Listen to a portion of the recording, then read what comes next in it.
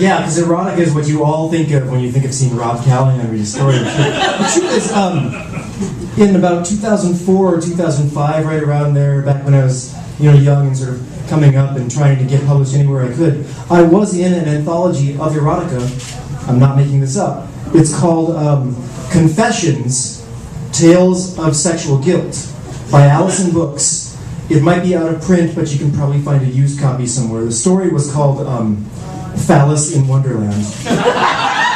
Still not making this up. I was surprised they bought it, but they did. One more last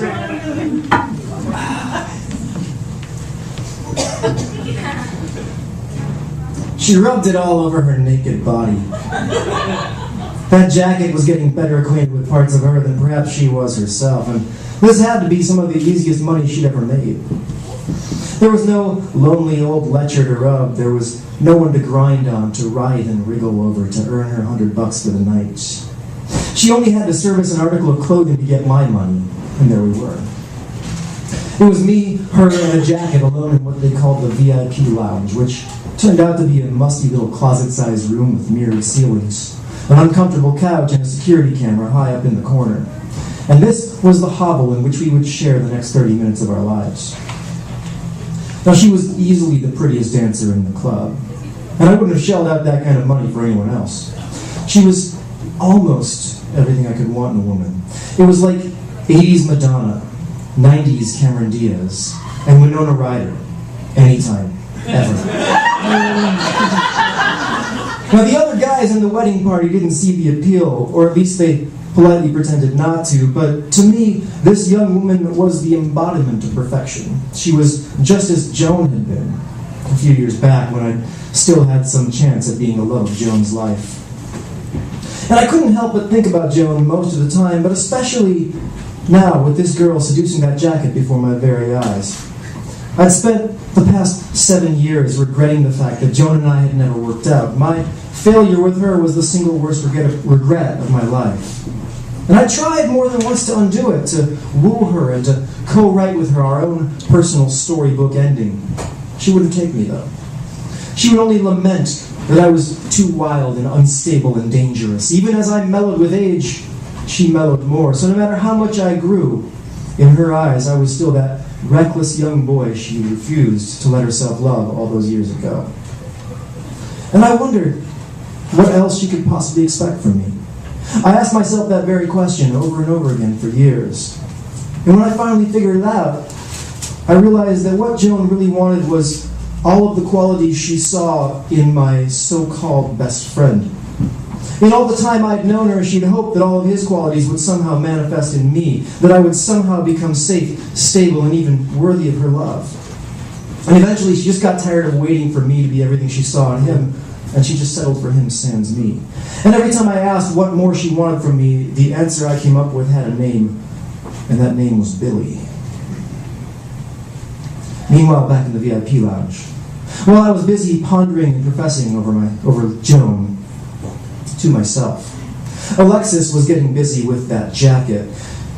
Yes, that was her name, Alexis. There was an Alexis at every one of these places. Sometimes there were several. But this one was different. She was soft and seductive, and I didn't care whether that was real or practiced. I assumed it wasn't real because nothing in these places ever was. Her charm and her manner may have been as fake as certain parts of her anatomy, but I didn't care. Her resemblance to Joan was real and flawless, and everything about her was Joan, except that Joan would never have done this. The real Joan had a prudishness that barely allowed her to shower with the lights on. And when Alexis asked me what I wanted, I told her I wanted to rub her hair on it. And she smiled and obliged, and I smiled back.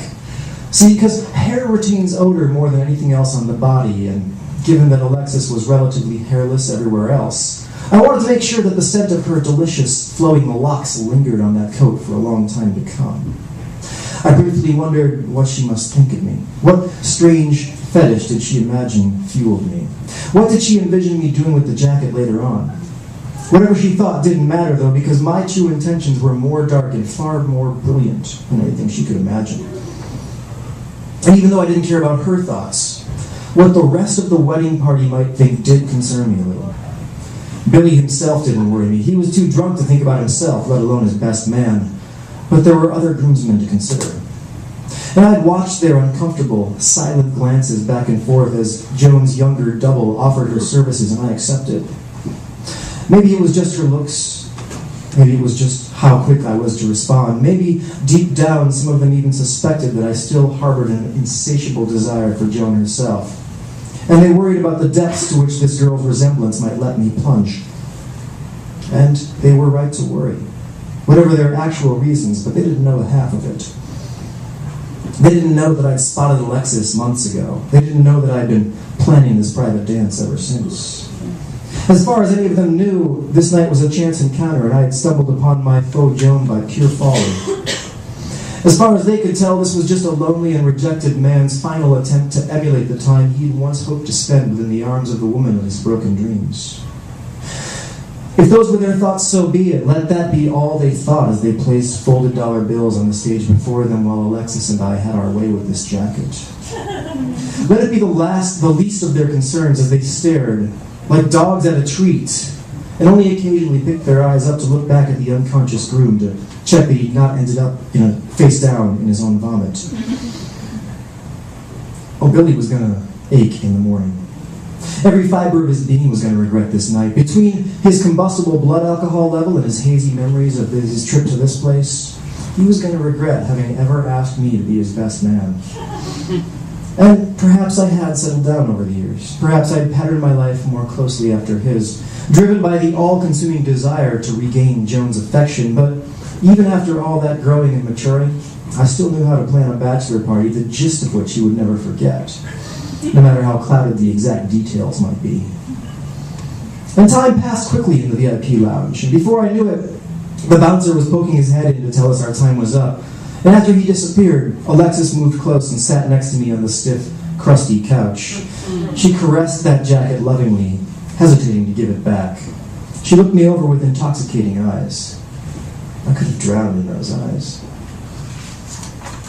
She asked if I wanted anything else, and the sound of her voice chilled me for an instant before I remembered that she wasn't Joan, and that nothing I could ask of her would ever truly take Joan's place.